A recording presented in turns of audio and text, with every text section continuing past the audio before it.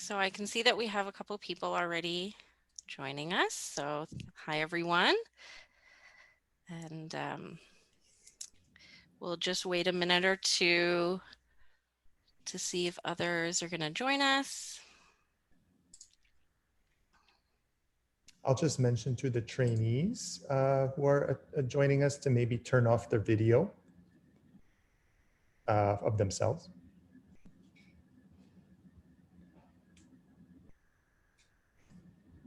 Mm-hmm.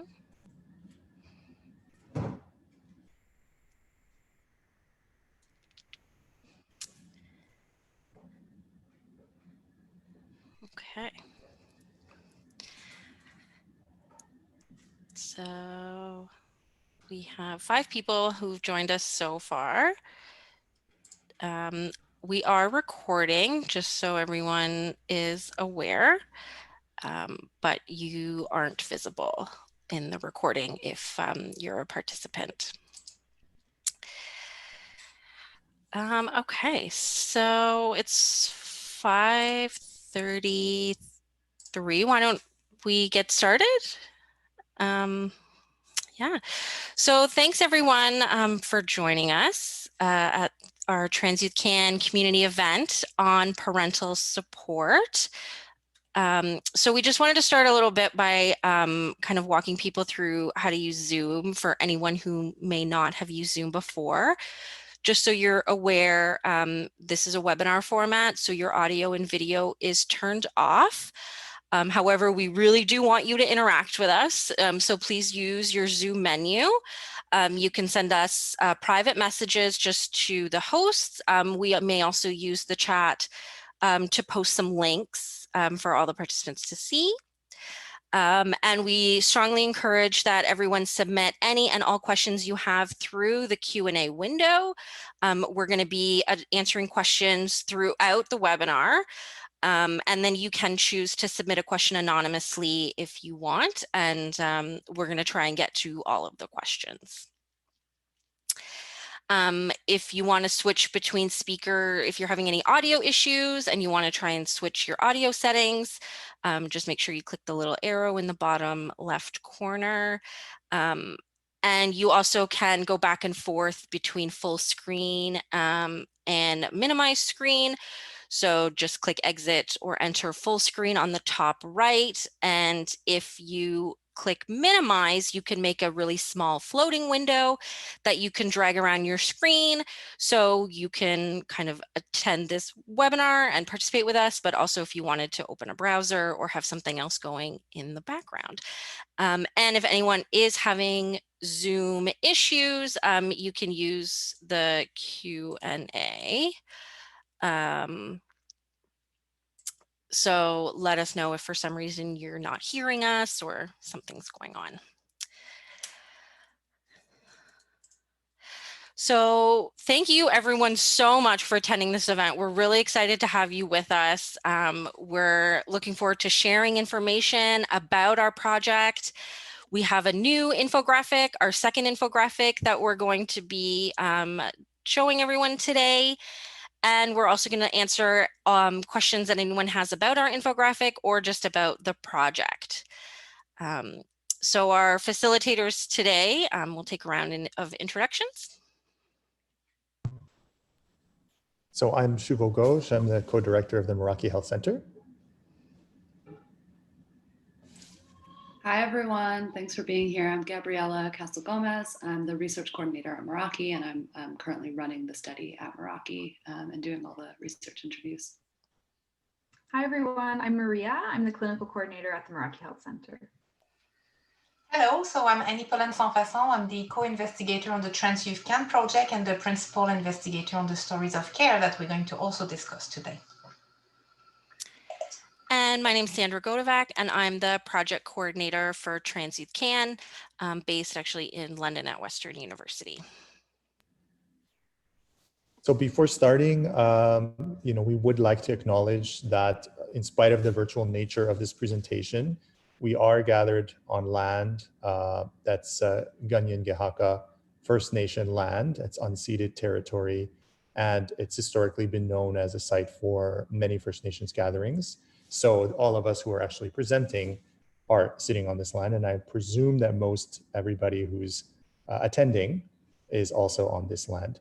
And I'm going to pass it to Gabriella to do a bit of an acknowledgement as well. Yeah, so just to build on what Shubha shared, I'm just going to lead us in a brief embodied practice to bring us a little closer into relationship with the land. So you can just take a moment wherever you are to get comfortable and to sort of settle into your seat. And if it feels accessible for you to close down your eyes or to just find a place for your eyes to rest. And we'll start by just taking 3 deep breaths together. So breathing in through the nose and out through the mouth. We'll do that 2 more times, in through the nose and out through the mouth. And 1 more time, inhaling to fill up the lungs and exhaling to let go. And I'll just invite you now to bring your attention to the places where your body is connected to the surface beneath you. Whether that's a chair or a floor or something else, just coming into awareness of the connection that your body has to this surface. And feeling that this surface is an extension of the land, of the earth. And just noticing what that does to just come into awareness of the fact that you are resting on the earth, that the earth is holding you up right now. And this land, Jojage, and its traditional custodians, the Kanien'kehá:ka people. And maybe if it's okay to just take a moment right now, personally, in your own space, to express gratitude to the land and its peoples, and all the ways that this supports our lives, and all of the responsibility that we have to provide support in return, to protect this land, to show gratitude to this land. And just noticing any sensations or feelings that come up as we do this practice. And we'll close in gratitude with 1 more inhale and exhale. So in through the nose, filling up the lungs. And exhaling through the mouth and letting go. Thank you for your presence.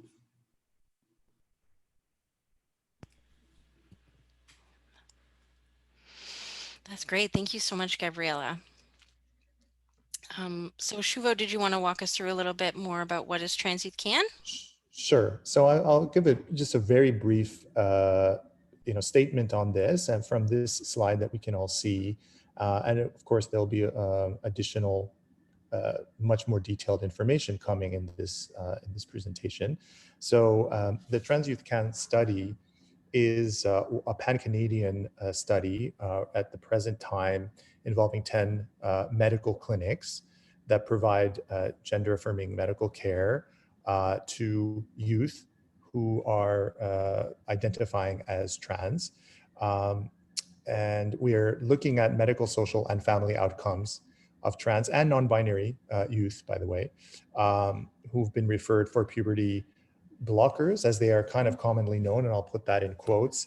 We might say puberty suppressors or slowers, and hormones to who've started hormonal therapy. So there are sites all across Canada that are involved and actively participating. And the youth in this study were basically identified from the age of onset of puberty to age 15 as a cutoff time when they were recruited during their first medical appointment, when it actually concerned either pubertal suppression or hormones. And in the study, they're followed for 2 years through this journey of medical care, which we often will term gender-affirming medical care. That term also is fraught with lots of questions sometimes of what does it mean, and that we can always discuss in the question time if that's something that comes up. The participants complete surveys. In our sort of wing of the study, Gabriela has been doing these interviews and sessions with the families and the participants themselves, and giving the questionnaires, the surveys, and getting permission to get information from their medical records about their health and clinical care. And one caregiver or parent is usually participating in the study with the individual who's the participant. And the recruitment and baseline data that we are presenting here are involving September 2017 to June 2019 period. And this is not to say that that's all the data we have. These are all the data we have. We do have additional information as it continues. And I'll mention, as you saw in that previous slide, there is a website for you to learn more about it. And that, as you can see on this slide as well, it's all kind of there outlined for anybody who's interested. Participants, across Canada were 174 youth, including 160 parents or caregivers. As you can see, the age range is there. The average age was close to 14, it was 13.8 years. The gender, again, this is identified gender from the perspective of the participants as recorded and reported to the research coordinators at each site. Showed 76% were trans male identifying, 16% trans female identifying, and 8% who were self-identifying as non-binary. Ethnic background was also collected in demographics. And as you can see, there were 19% who were Indigenous, which is significantly larger percentage than the overall Canadian population. So that's an interesting finding that can be discussed further as we present the data. The parents or caregivers aged in ranges from 31 to 63 years old. Majority were the mothers. Some large percentage were the birth mothers, and 8% were adoptive mothers. And there were 16.2% of these caregivers who were also self-identifying as being in a sexual or gender minority.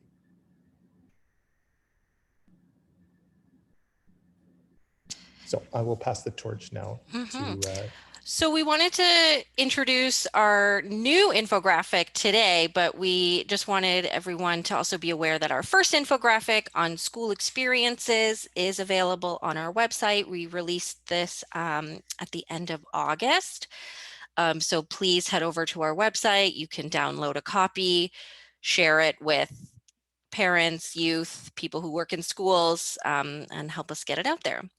But today we're going to be talking about our new infographic that we just released today, which is also on our website, on parental support. So we're going to highlight a couple of important points. However, throughout, we really encourage people to submit any questions that you have, either about the study, about the results we're presenting today, or even if you just had kind of related questions or tangential thoughts. We really encourage everyone to submit questions. So I'll pass this off to Gabriela.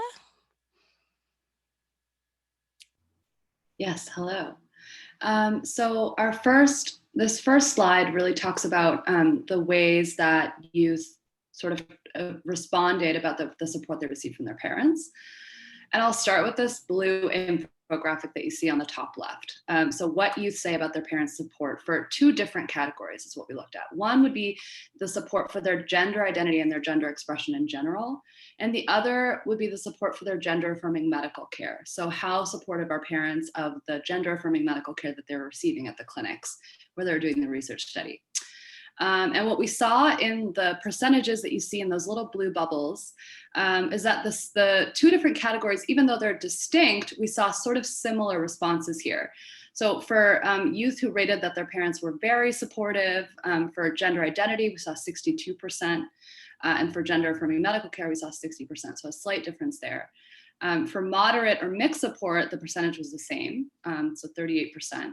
And then for having no support or having parents that were unsupportive, thankfully we saw really low numbers there. So on the left, 0%, and on the right for gender affirming medical care, 2%. So something we wanted to pull out here was to look a little bit more at this experience of moderate support and to sort of explain the way that we characterize moderate support and what that might mean.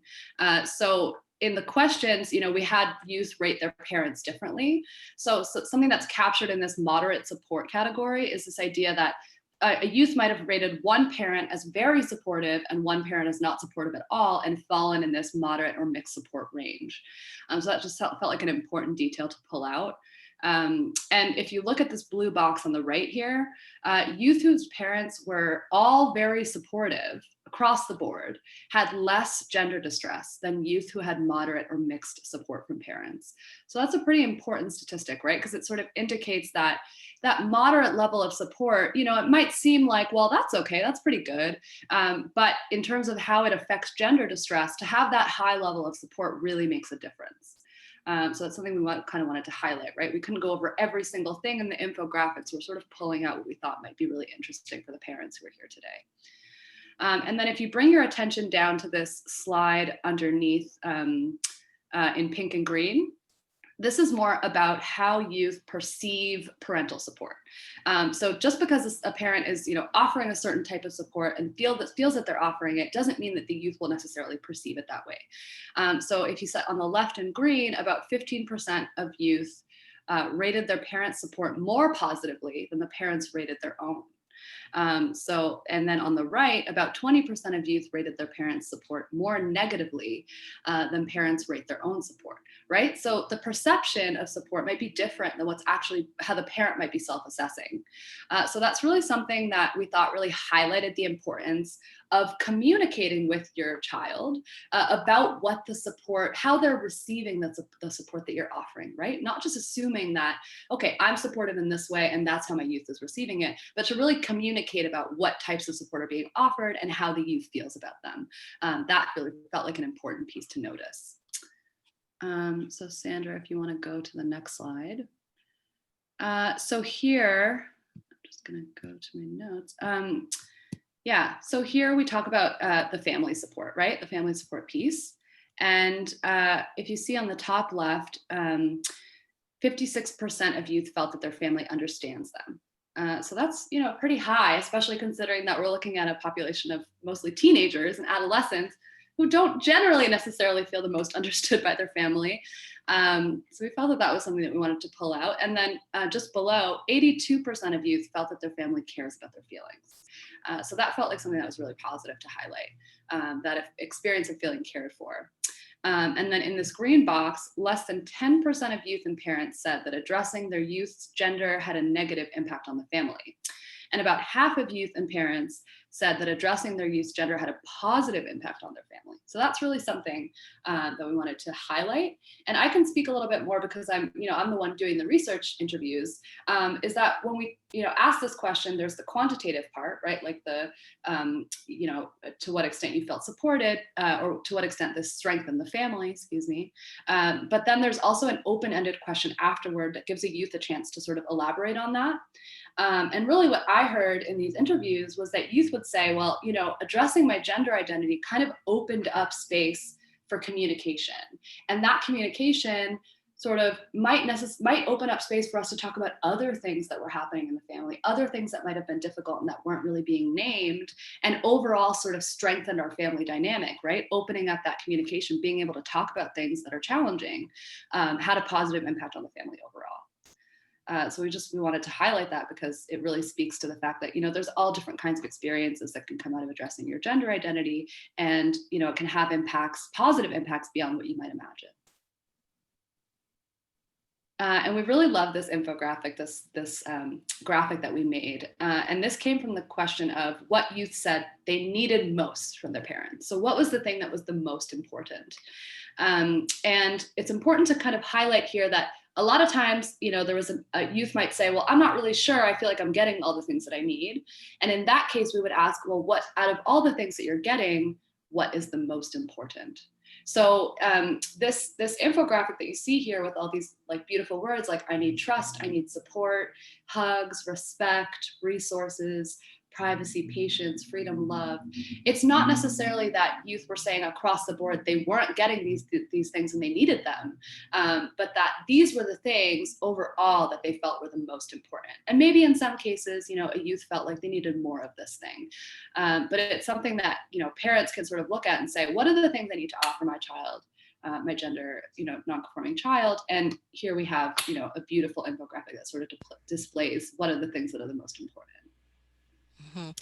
I wanted to add that actually one of the things that I really found interesting about this was the kind of more psychological aspects around things like freedom, love, respect, and understanding, but that kind of tangible needs were also really important to youth. So, like access to food and shelter, financial resources, access to care and basic needs. Were also something that youth said was really important. So it's the kind of tangible physical things and also those emotional things, which are important to think about.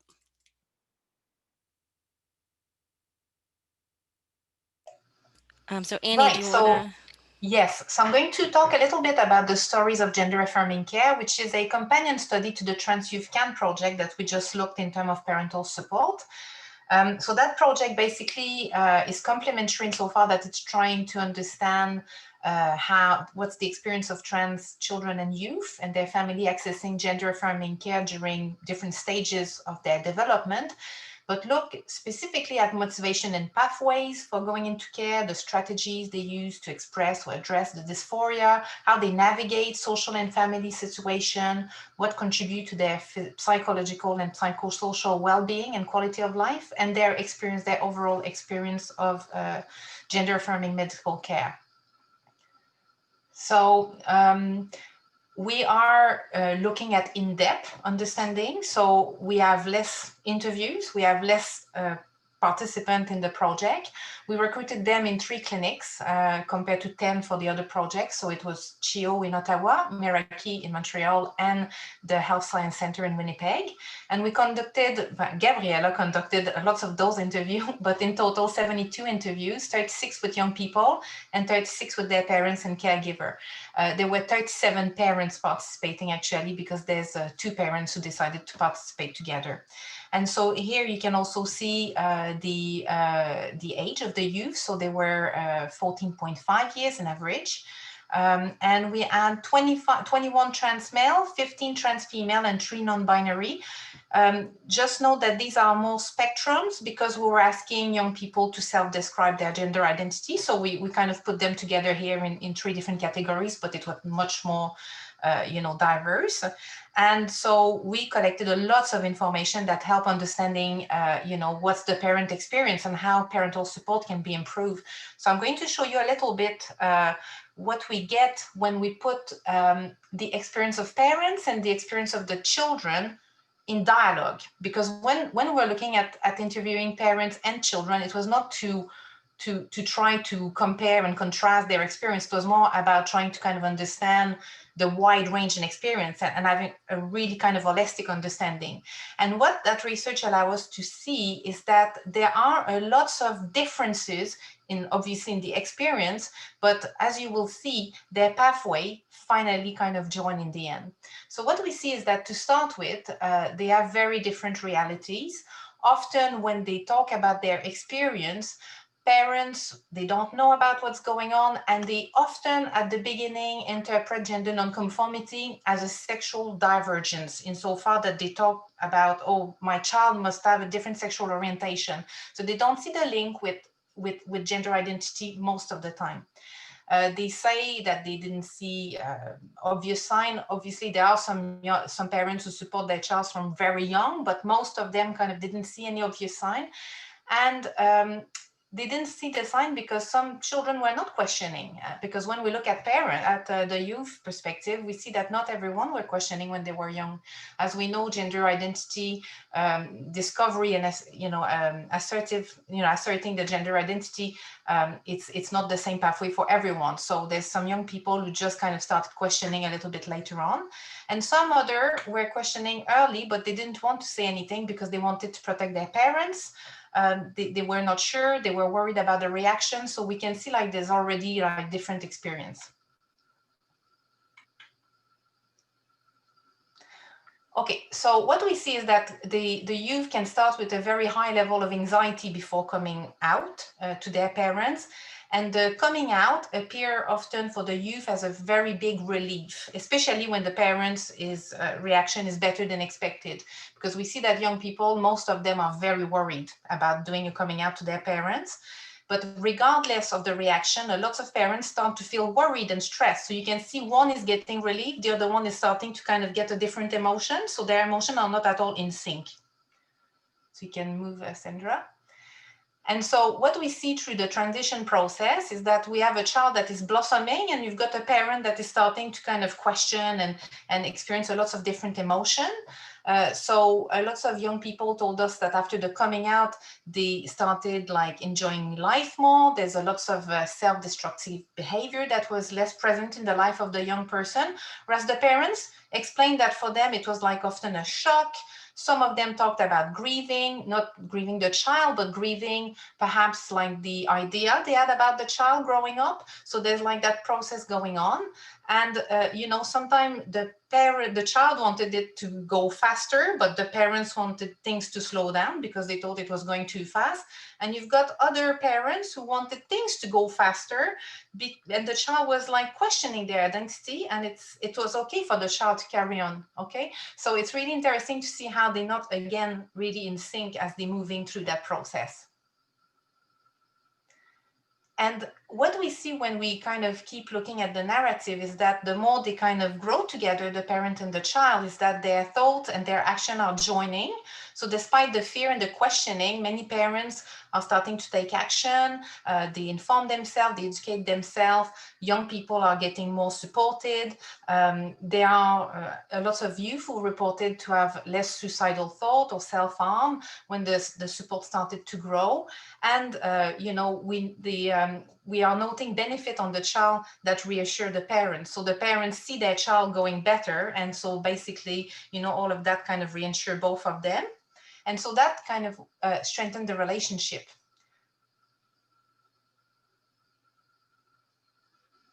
So, yeah. And so what we see is that while at the beginning, the parents didn't see anything, and the child often was questioning for a while, when we look at where they are now, they use the same example to talk about the past, which is really interesting because they are building a narrative together, and that narrative become really coherent at the point of the interview. So there's really a process going on in there. And, you know, some youth recalled memories that their parent told them, because when we talk to the parents and when we talk about the child, they both use the same example to describe situation, which is really interesting, even if they are interviewed separately. And they see and understand the sign retrospectively. And they say things like, oh yeah, now it all makes sense. So when I started seeing the child, I didn't understand, but now looking back, it all makes sense and fall into places. So at the beginning, they didn't see any obvious sign, but now they kind of start seeing the sign in retrospect. And you can change the slide. And so this is like what we get in terms of trajectory, is that the parents' well-being might be kind of high or, you know, normal or no different, whereas the youth is like not really well because there's like doubt, questioning, there's fear of reaction, and then there's a coming out. Obviously, you understand that each parent and child have got different pathways. We just try to illustrate kind of what's going on when we put the things together. But you can see that after the coming out, the youth is starting to go better, whereas the parents is kind of navigating kind of shock and different distress and things like that. And it's through time, really, that the relationship gets reinforced. We need to say that those children that we spoke to, they are children who are accessing clinical care. So there's already kind of a level of support here in those children. So I don't know if that model would apply to every single youth, trans youth that we would meet, but those who are accessing care seems to be following that sort of trajectory. So we also just wanted to make sure everyone is aware of what's coming up for Trans Youth Can. We're really kind of putting out a lot of results now, and our infographics are coming out once a month.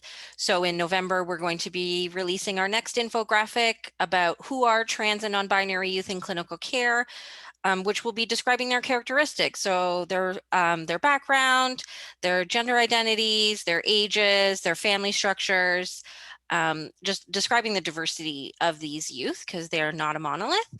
So always check out our website. We'll be posting updates there. And we do have academic papers coming out that will be coming out soon on the youth characteristics of our sample, as well as parent caregiver experiences, and looking at pathways to gender affirming care. So how the timelines, the ages, providers they see, wait times.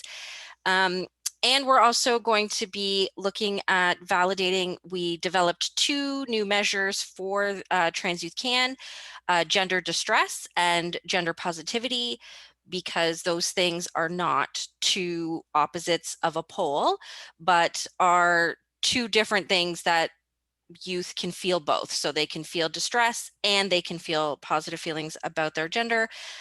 So we're going to be looking to validate those scales, and we'll be publishing that too. So please check out our website, email us if you have any other questions. However, we super encourage everyone to submit questions they have in the Q&A window, or thoughts. So we'd love to connect with you. And thanks so much to our great research team. So does anyone who's attending with us today have any questions about the study, about the infographic, if they want to chat a bit more about parental support or parent experiences, or even any questions for the clinic team at Meraki Health Center?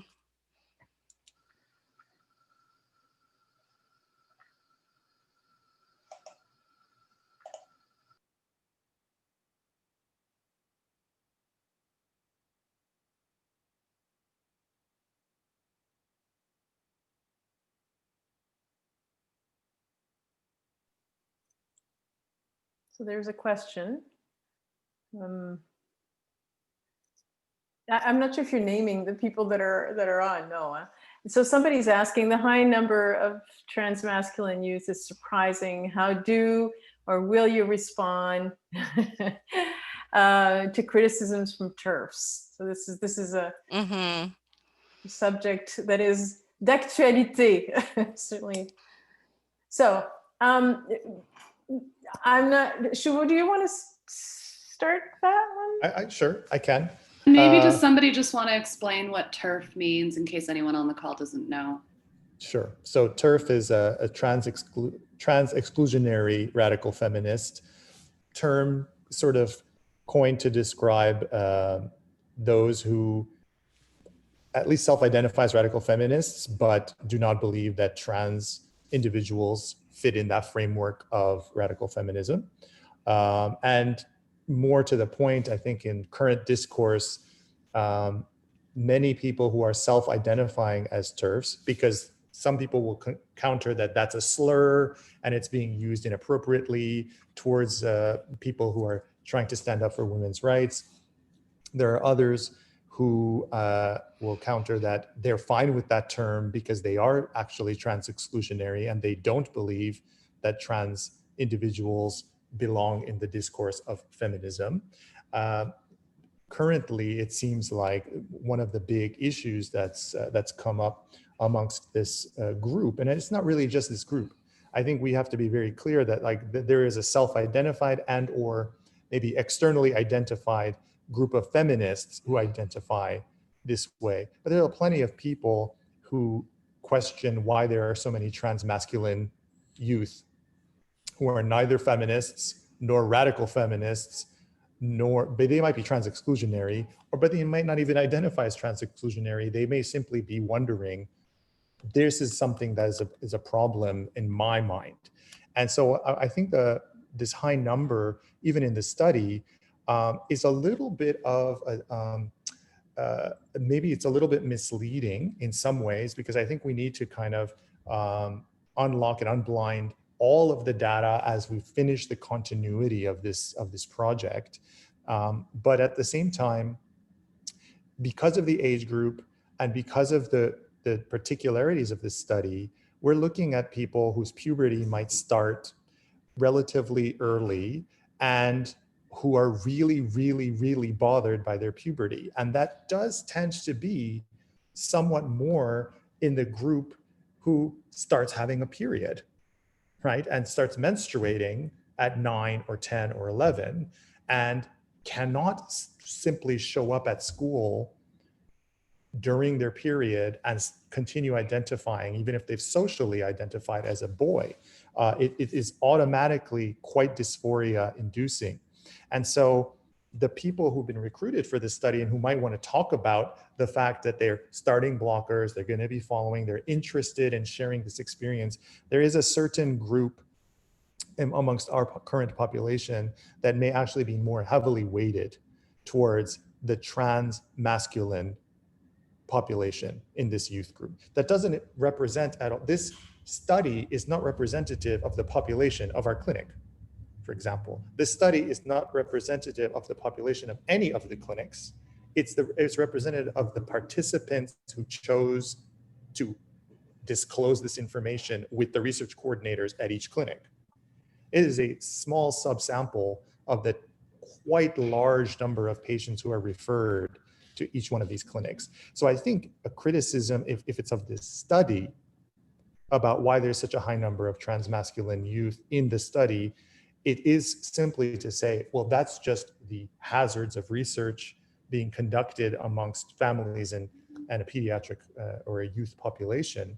You cannot predict with any guarantee that you're not going to have some kind of demographic biases. We may also unmask, as we're revealing the data analysis, that people who live closer to the clinics are more likely to have been the ones who participated in the interviews with the clinical research coordinator, because they can actually come to the interviews. Now we're doing stuff by Zoom, and things have kind of gone more distance-wise, and we're starting to see perhaps that bias disappear, but that wouldn't be a surprising bias. And if people say, well, you're really focusing on the urban centers, you've excluded all the rural people, and how come only urban people are trans? Rural people aren't trans. That's not true at all. But the study may look that way, right? So I think very much in line with any study that looks at this population and this age group, we have to kind of take it obviously with a grain of salt, and as we describe the analyses, say that there are other reasons, not simply on sheer numbers. Now, if we want to I'm going to step back, and I'll let the rest of the panel speak as well, but I want to make one other comment on this, because it is an interesting point, because there is such a push in the public domain about the possibility of a lot of young women who are in puberty, who are kind of tomboyish, in their early adolescent years, latching onto this idea of, well, maybe they're non-binary, maybe they're androgynous, and maybe they're trans.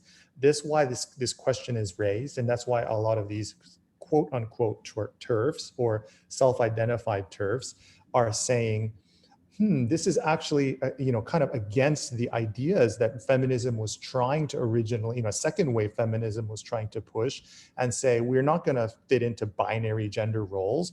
And so, yeah, sure, non-binary, but that doesn't mean they need any medications. That doesn't mean they need to have any transition. That doesn't mean that their identity has to suddenly become masculinized. But that is really negating the fact that this is not a social phenomenon, in as much as the social reality is being described because there's an openness to actually talk about this clinical reality that was never really treated as such in previous decades. So we don't suddenly have an explosion of trans masculine youth that is completely disproportionate to trans youth. It's just that we're seeing certain movements, and I think certain patterns, and we initially, maybe about 10 years ago, saw an opening to have more trans healthcare and more, as we might call, trans affirmative healthcare all across Canada. And in that initial period, there was not much of a concern about trans masculine youth. In fact, the big concern was about trans feminine little young kids, prepubertal kids, who are all like the little princess boys, right? And then now we're seeing this wave that's shifted towards, oh, well, okay, well, we kind of got past that part. Now we're getting to the medical piece, the pubertal suppression, the hormonotherapy, which is the focus of this research. And that group is kind of coming into play where there is a sort of interplay between trans feminine youth who can navigate the possibilities of the first couple of years sometimes of puberty without a huge amount of physical changes. But having a period and breasts that suddenly grow all seemingly overnight are not that easily navigatable or navigable without suppression of using, as we would call, blockers or suppressors. So I think there are multiple reasons why they're in the study and why we've seen an increased seeming number, but I don't know if this is a permanent kind of a change, and we have to do the longitudinal work to find out if that's going to stay relatively consistent. So I'll pass the torch. We had a couple of questions. So somebody had asked about if we have anything around the effective relationships with peers. So I'll just answer real quick for Trans Youth Can, and then I'm not sure if Annie has more to speak on for Stories of Care. We did ask around for youth, we asked them to report on the support of their trans friends, their non-trans friends, and whether they've experienced any exclusion. So we don't have a lot of data from the survey, but what we did find was actually more often youth were reporting that their non-trans friends were very supportive of their gender and were a source of support. However, I think just to kind of re-mention what Shuvo had already said, this group of youth who are in the study, because they were able to get to clinical care, already are coming from a place where their families, their communities are likely already more supportive of their gender. So it is a unique subgroup of youth, but we were pleased to see how many, that the majority of youth still did report that their non-trans friends were very supportive and were a source of support to them, and that they weren't experiencing as much exclusion. So I'm not sure if Annie, if you have anything around peer support from. We did ask a few questions on that, but it's really not the center piece of the research. I wouldn't have anything more to add to that, unfortunately. I'm wondering though if you could speak to, so someone has a question, if you have examples of ways to help a parent through the grief after their youth coming out, and the way to come to terms with the real identity of their kid. And I'm sure anyone else can speak to this too. Yeah, I think that, first of all, I think we have to honor the grief process. So there's a lot of tension out there about, parents who have a grief process. I feel very protective of parents' grief process. And I think the grief process also invites us to offer the parents the support they need to move through it. And the grief is a grief that we sometimes call ambiguous, right? Ambiguous loss. There is no real loss, but there is loss. And a lot of it has to do with the loss of ideal, the loss of the kinds of projections that one may have had, or that a parent would have had about, since thinking they know the gender of the baby, in utero, all the projections that people will make, the parents will make. But I do think that it's important to support parents through that. I think one of the things that really, really helps is when they see their children moving through transition and doing so much better, right? So the proof is in the pudding. And the parents will, even very reluctant parents, will become much more supportive once they see the blossoming that often will occur. Of course, it's not always like that because there's so many other issues related to that whole process of coming out and the minority stress that could have stretched over years and created traumatic responses. But in general, that's helpful.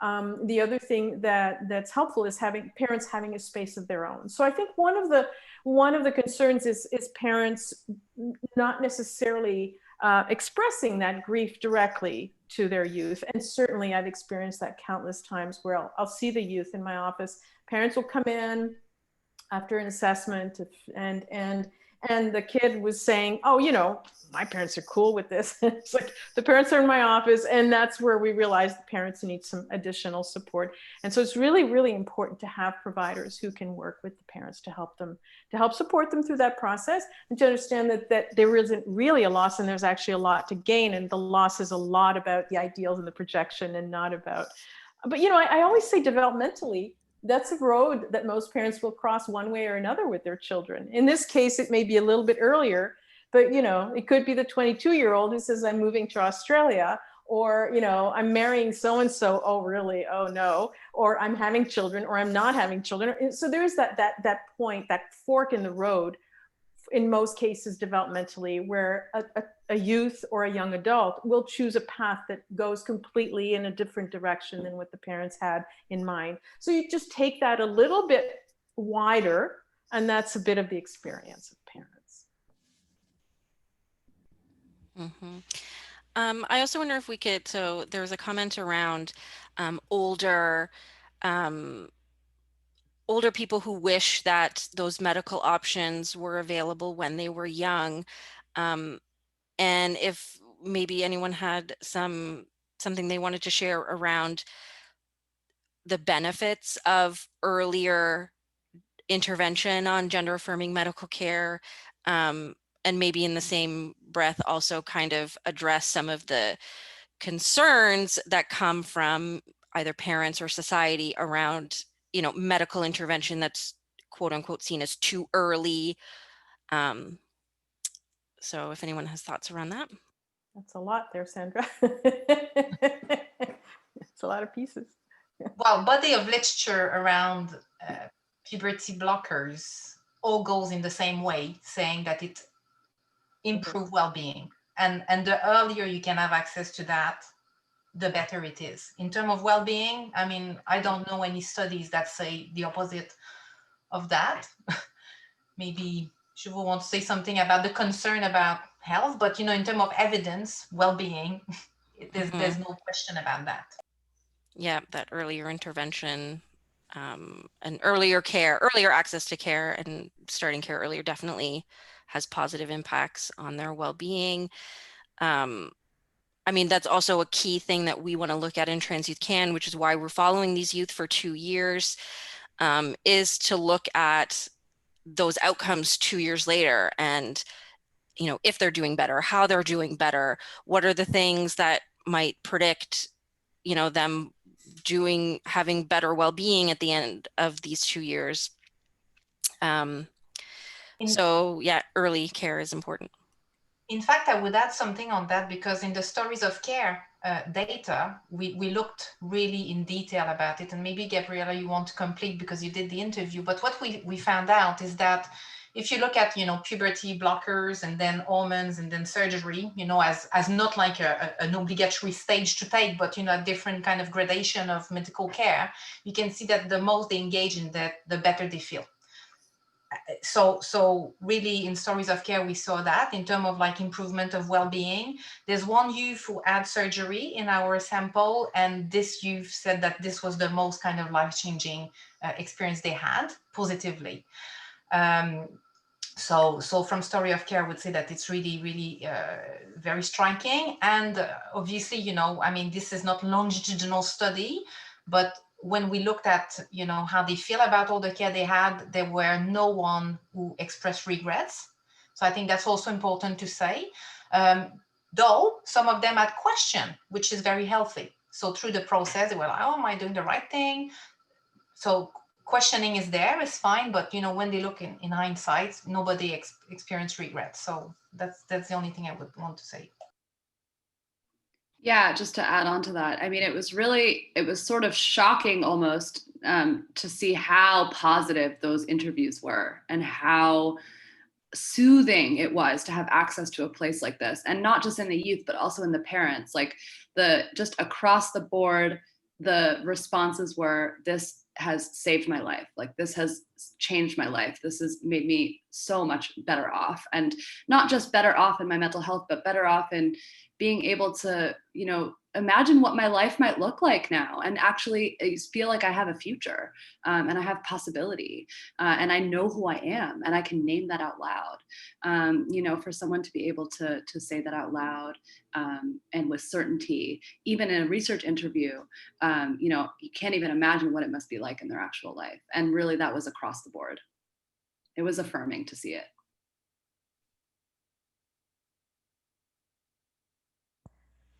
So I think we're going to wrap up by 6:30. So I just wanted to encourage anybody else to please submit any questions, thoughts you had, anything else you'd like to have the panelists address or talk about. And I mean, definitely we're not restricted to doing parental support. So there was a question about, there's some studies around how a lot of teens on the autism spectrum are also trans. And if we've noticed any differences between the experiences of trans teens with autism and without. So what I can speak to is in the Trans Youth Can study, when we looked at pathways to care in terms of ages, they're accessing care, and like time waiting for care. We actually found that youth on the autism spectrum, so we had 17 out of 174 youth who were diagnosed on the autism spectrum. And actually it was found that their age of referral and the age that they were at their first appointment was a little bit younger, which is a little bit counterintuitive to, I think, what people thought. But again, this is a really unique subsample of youth who already have quite a bit of family support. But in terms of the higher proportion of youth on the autism spectrum who do identify as trans, there's a lot of theories out there of why that is the case. I think the one that seems to resonate the most with me is that, I mean, gender is a social construct. It's, two made up boxes, and youth on the autism spectrum, or being people on the autism spectrum, those social categories often can be meaningless to them. So it makes sense that when society is trying to push them into a box that's a made up category, it doesn't work for them. It doesn't apply to them. And they don't understand it and don't fit themselves in it. So does anybody else want to speak to the higher proportion of youth on the autism spectrum? Sure, I can just take a minute or two on that, a couple of minutes on that, and in the sense that yes, there are some studies. I think that we are going to probably see increasing studies about those who are neurodivergent, neuroatypical, who self-identify as autistic, or sometimes who don't like being called autistic but having autism. This is also a debate amongst the community. But those who are, we'll say on the spectrum, let's from our perspective, if we say they're on the spectrum, there is a higher percentage of them who do question a lot of social norms, right? And who don't conform to a lot of social norms, and gender being kind of defined by certain characteristics and social norms for the boxes that we have. As Sandra said, clearly this is a group that may not fit our presumptions, right? Like they don't meet our expectations in a lot of categories, and gender is another one of them. So the percentage of kids, youth, and even young adults and older adults who are on the autism spectrum and simultaneously, or let's see, concurrently, identifying as gender nonconforming is always probably going to be higher than the general population just by default. And I think it's not a big revelation that that's what we're finding in research studies that are actually looking at these populations independently of one another, right? So studies of kids and youth with autism find, whether or not that was a part of the research or the question they were asking, that a higher percentage of the kids in their study are gender nonconforming than the general population. And it's almost like, wow, this is a big finding. We're still seeing some perspective of, in the medical and healthcare communities, that this is actually something it's a new discovery. And I don't think it's actually new anymore. I think the correlation is clearly not one-to-one at all, but it's higher than the general population's percentage, and it goes two ways. So I often say this to parents and families that I speak to, that if you have a child with autism, the likelihood that your child may have some gender nonconforming behaviors, or be gender variant, or be trans, actually, is significantly higher than if they were not autistic.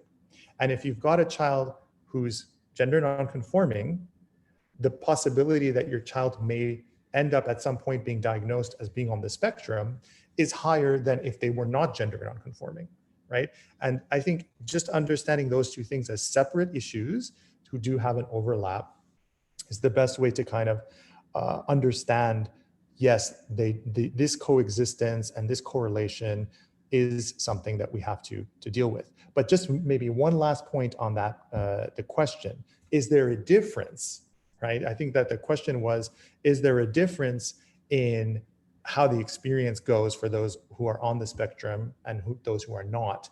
And I think if it comes to the experience post identification, post gender affirming care, I'm not so sure there's that much of a difference. Once they're kind of on the same pathway, whether there's a diagnosis of autism or being on the spectrum or not, whether there's some other diagnosis or not, the experience of the actual gender affirming care is not really different. We don't have like a model and an algorithm for kids who are neurodivergent to kids who are not neurodivergent, kids who've got a certain genetic syndrome, kids who've got epilepsy, kids who've got diabetes. Like, we don't have differences in the way we approach our gender affirming care, or even the way we would be prescribing or recommending medical interventions, but it's always individually tailored, right? So we could have actually either one overarching view or 1,000 different algorithms. That's kind of how we actually look at the clinical care of the individuals who come through our clinic. And so I don't think it's really much of a market difference that we can identify. Francoise, I think, wants to make a point about it too.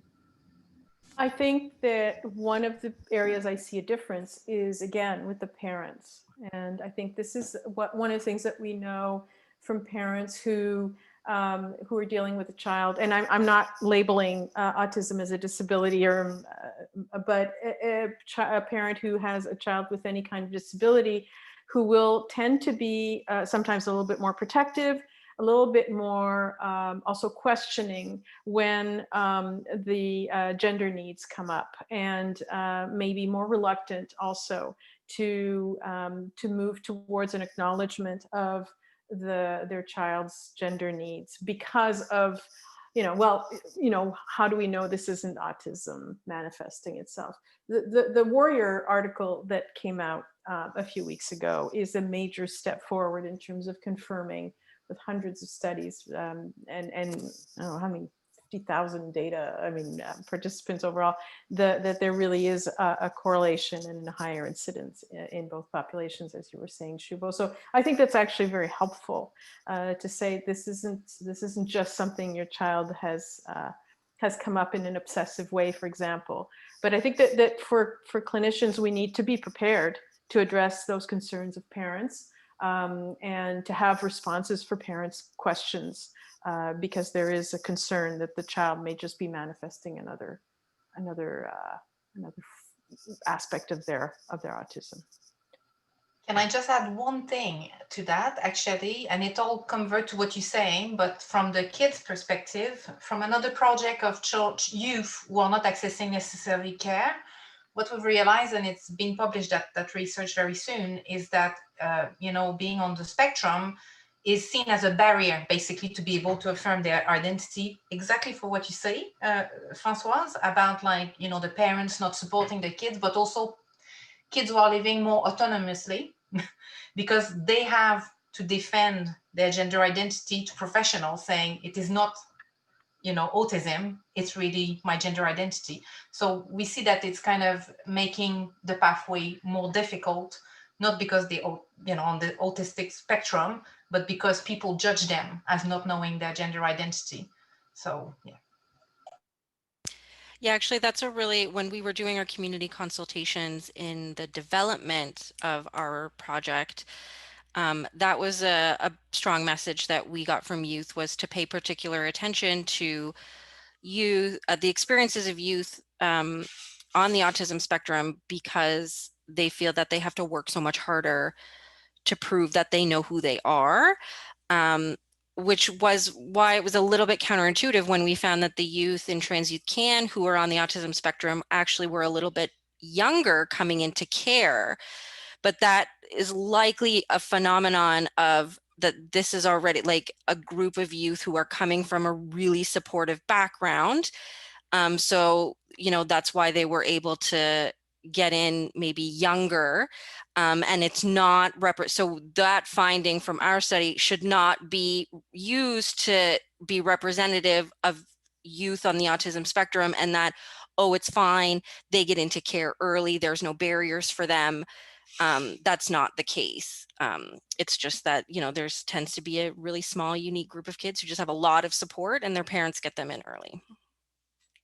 Yeah, and if I can just jump in briefly, just to say, you know, that's ableism. Like we're just that's what we're talking about here, right? And just to be able to name that our culture and our society continues to be ableist in many ways, and that bleeds into healthcare, and that'll be a part of this experience. And then also I wanted to name, because you know we're here talking about, you know, experiences of our clients in Montreal, and that there are parents here in Montreal, that there's a resource in Montreal. Jojage, offered by the Montreal Pride Therapy Network, called Alter Hero. It's run by Alter Heroes in partnership with that network, and it's a neurodiversité program. And you know, you have therapists specialized in working with that community, with queer folks and who are neurotypical and neurodiverse, and that's a great resource. That's great. Actually, Gabriella, would you mind just putting that in the chat for everyone so that anyone who's attending either has like the name of that group or like a link? That would be great to share. Thanks so much. Sandra? Francoise, yeah. I also think there's a lot of work to do with professionals to understand both sides, the dual spectra, if you will. I think that many of us are specialized in trans health, and then there's a whole other group of therapists specialized in accompanying people on an autism spectrum or neurodiverse. And I think we need to come together a lot more. And now it's become very, very clear. So there are a few people, but I'm actually part of a small group of people of therapists from both sectors coming together to come to some kind of common vision and also common understanding of the kinds of things that we need to properly assess the needs of people who are on the spectrum. Sometimes that's not always obvious. I'm not talking about gatekeeping. I'm talking about being able to properly identify what the needs are, properly prepare people to make it through surgery and post-surgical care, et cetera, et cetera. So there's a really, you know, we need to facilitate that kind of bringing together of both areas. And I think we all have a lot to benefit from doing that. So that's in the works. Awesome. So we're looking to wrap up since it's 6:35. However, if anyone still has burning questions they'd like to ask, please submit them. But I also did want to encourage that if anyone has questions that maybe they're a little bit hesitant or embarrassed to ask, please email us, check out our website, and don't hesitate to get in touch with us if you have more questions about our study or any questions that we just weren't able to address today. So I just want to close by thanking everyone so much for attending. We're really excited to have you. Unfortunately, in a COVID world, we couldn't do this in person. but we still really appreciate your virtual presence. Thank you. Thanks. Thanks, everybody.